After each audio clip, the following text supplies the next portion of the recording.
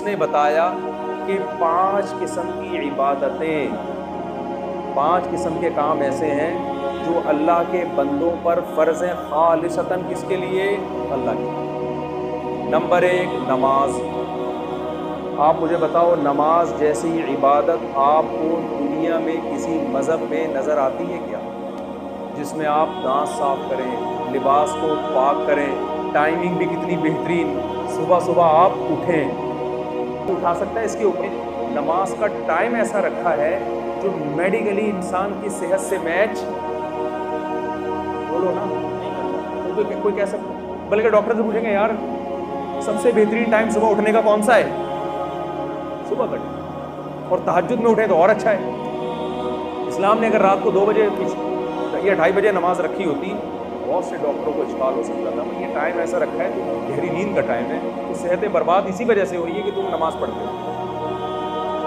Time ایسا رکھا گیا ہے جو ہماری نیچر اور فطرت سے میچ، طریقہ ایسا رکھا گیا ہے، وضو کرو، دانت صاف کرو، طہارت حاصل کرو، یہ غسل، یہ تمام جو پورا پروسیس ہے، اس سے بہتر پروسیس عبادت کا کوئی لا سکتا نہیں ہے۔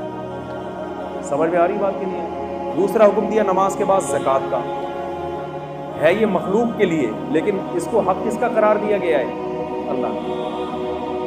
یؤخذ من اغنیائہم وترد الی فقرائہم، مالداروں سے لی جائے گی اور اسی قوم میں غریبوں پہ تقسیم کر دی جائے گی۔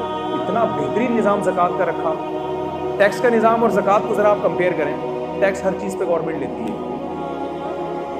اللہ میاں جو ہم سے زکوٰۃ کے نام پہ ٹیکس لیتے ہیں، نا غریبوں سے تو ہے ہی نہیں، غریبوں سے وہ ٹیکس بولو نہیں لیا، درمیانے طبقے سے بھی نہیں ہے۔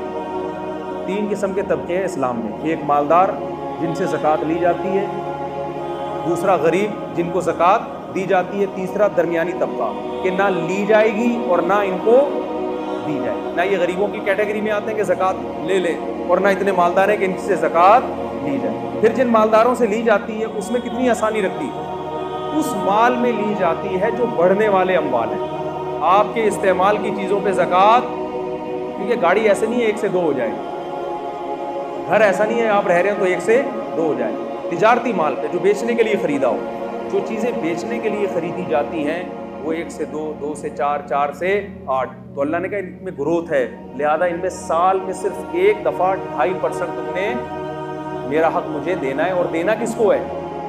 غریبوں پہ خرچ کرنا۔ تو آپ بتاؤ اس سے زیادہ بہترین کوئی نظام، مالیات کا نظام ہو سکتا ہے کیا؟ کوئی نظام نہیں ہو سکتا۔ تیسرا اللہ نے کیا حکم دیا؟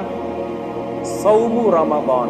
پہلا جو تھا وہ تو توحید ہے، جو 5 ارکان میں سے، کہ اللہ کے ساتھ کسی کو شریک نہ کیا جائے، کیونکہ دنیا میں کوئی ریاست ایسی ریاست نہیں ہے جو کہے کہ آپ ہماری اسٹیٹ میں رہ کے 2 ریاستوں کے قائل ہیں۔ پہلی تو ابتدائی توحید سے ہوتی ہے کہ جب ایک ہے تو خدا کیا ہے؟ بس ایک ہی ہے، اسی کی مان کے چلیں۔ چوتھا حکم اسلام نے دیا ہے رمضان کا۔ چوتھا حکم کیا دیا ہے؟ رمضان، جس کے استقبال پر آج میں نے بیان کرنا تھا، لیکن میرے بیانات میں ہمیشہ تمہید لمبی ہوتی ہے اور ٹاپک پر بات کم ہوتی ہے، کیونکہ اس تمہید کے بغیر میں اگر ٹاپک پر بات کروں گا نا تو وہ 5 منٹ کی بات کی وہ 5 گھنٹے میں بھی سمجھ میں نہیں آئے گی، اور جب تمہید لمبی ہو جاتی ہے تو پھر وہ 5 منٹ کی بات بھی انشاءاللہ 5 منٹ میں سمجھ میں آ جائے۔ تو انہی میں سے اللہ میاں نے ایک حکم یہ بھی دیا ہے کہ میرے جو مجھے مانتے ہیں اور یہ مانتے ہیں کہ اس کائنات کو میں چلا رہا ہوں، اس کائنات کا بنانے والا میں ہوں، تو یہ خالی دلی کے دعوے میں قبول نہیں کروں گا، کچھ کر کے دکھانا پڑے گا جس سے پتہ چلے گا کہ واقعی تم مجھے مانتے ہو۔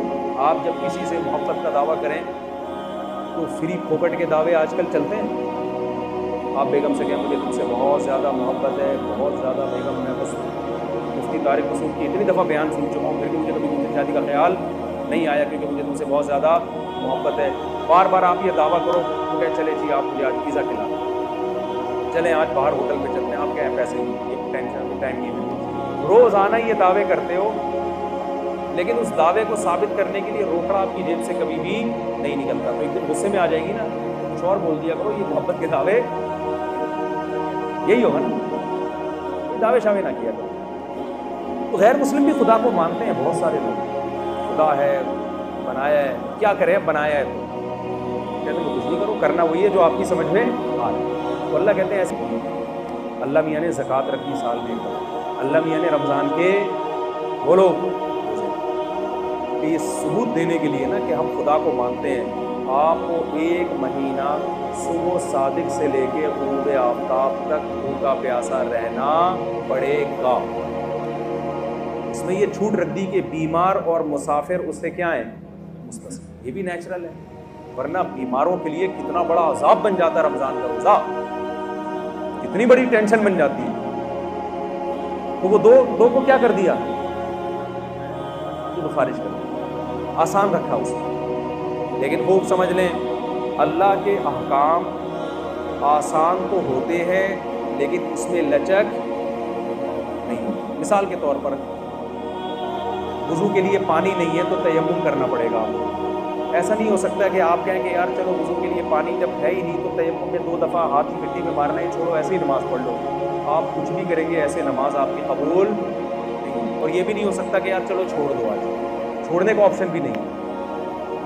یعنی یہ تو کر دیا سفر میں 2 رکعتیں پڑھ لیں آپ, لیکن چھوڑنے کا آپشن نہیں رکھا. چھوڑنے کے لیے میدان جنگ میں لڑ بھی رہے ہو تو نماز کے ٹائم پہ آپ کو نماز پڑھنی پڑے گی. طریقہ بدل دیا کہ گھوڑے پہ سوار ہو تو وہی سواری پہ پڑھ لو.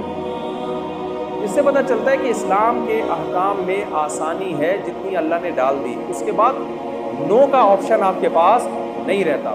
ہمارے ہاں بہت سے لوگ رمضان میں یہ کرتے ہیں کہ جی چونکہ اللہ نے مسافروں کو چھوٹ دے دی ہے, بیماروں کو چھوٹ دے دی ہے, اس سے خود یہ نتیجہ نکالنے لگتے ہیں اس کا مطلب اللہ بڑا غفور رحیم ہے, کوئی ٹینشن ہو تو چھوڑ سکتے ہیں آپ. نا نا نا نا نا نا, سفر اور بیماری کے علاوہ اب چھوڑنے کا آپشن آپ کے پاس نہیں. شدید ترین گرمی ہے, نہیں چھوڑ سکتے. آپ مزدور ہیں, آپ نے دوپہر گرمی میں کنواں کھودنا ہے تو بھی آپ رمضان کا روزہ نہیں چھوڑ سکتے. یہ اس عذر کو عذر مانا نہیں گیا ہے. لوگ اکثر ہم سے پوچھتے, گرمی کے روزوں میں خاص طور پہ زیادہ پوچھا کرتے تھے کہ ایک مزدور دوپہر کو کدال چلاتا ہے, کنواں کھودتا ہے, وہ تو ناممکن ہے کہ رکھے وہ روزہ, تو مر جائے گا پیاس سے.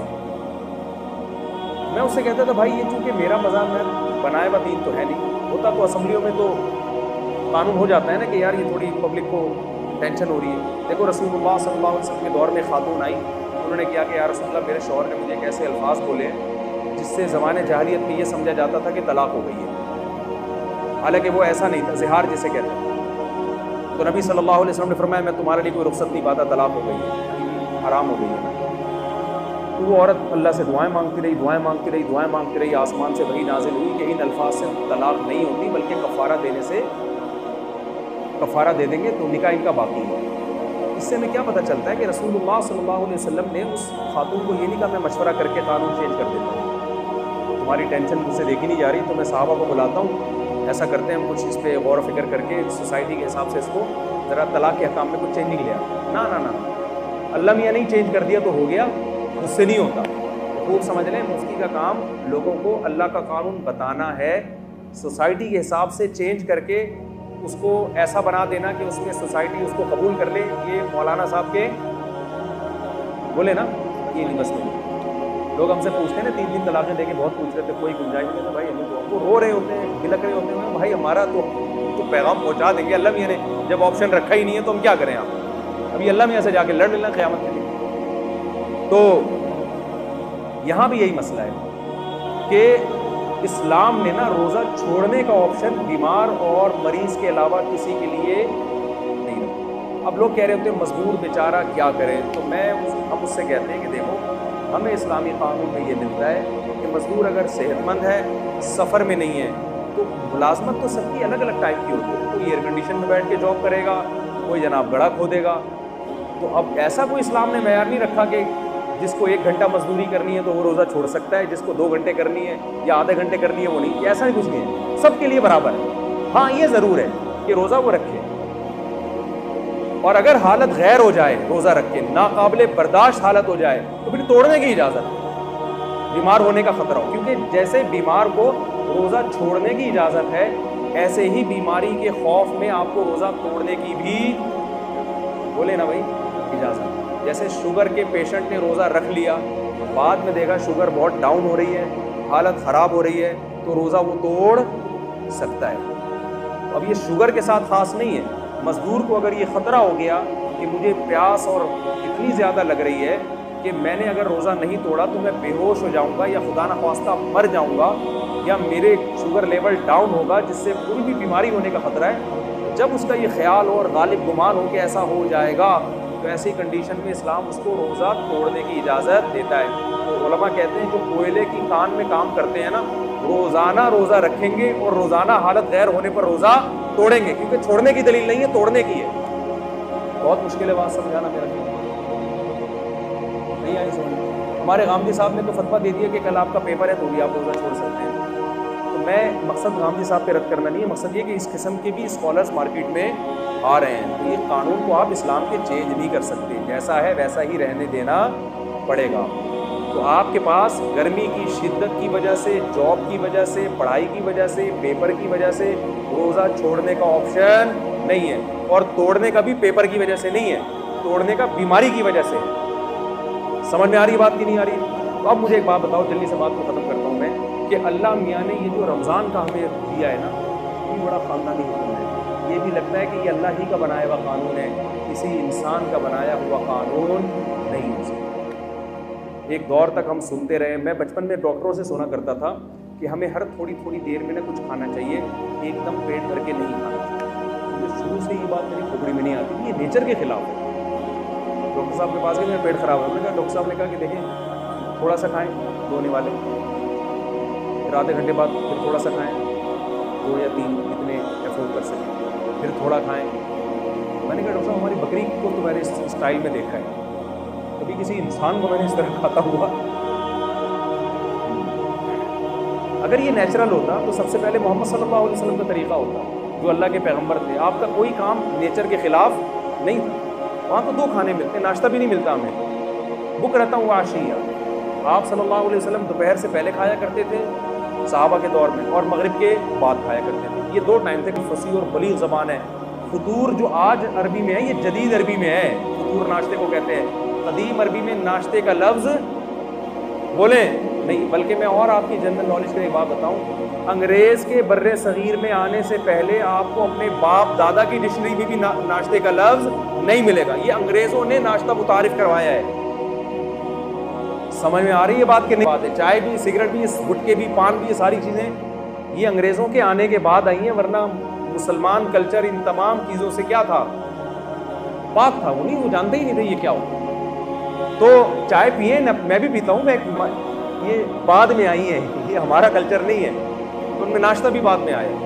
2 ٹائم کا کھانا ہے. اب سنا ہے ڈاکٹر کو یہی کہہ رہے ہیں کہ 2 ٹائم کھایا کرو, تمیز کا کھانا یہی ہوتا ہے 2 ٹائم. اللہ عالم, یہ ڈاکٹروں کی فیلڈ ہے کہ ڈاکٹر صاحب سے پوچھیں.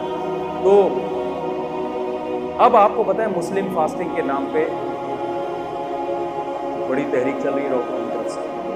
16 گھنٹے کی فاسٹ ہے, خاص طور پر جن کے ویٹ زیادہ ہیں. زیادہ تر تو کے ویٹ کیا ہیں, زیادہ ہی ہے نا میرا خیال. میں نے بہت کم لوگ دیکھے کولیسٹرول کی کمی ہوئی, ایسے بہت دیکھے. اچھا آپ جتنے لوگ مر رہے ہیں, مجھے ایک بات بتاؤ, کوئی ڈاکٹر صاحب بیٹھے تو ان سے پوچھیے گا کوئی ایک بندہ دکھائیں ہسپتال میں جو خوراک کی کمی سے مر رہا ہے, کوئی ہے ایسا بندہ؟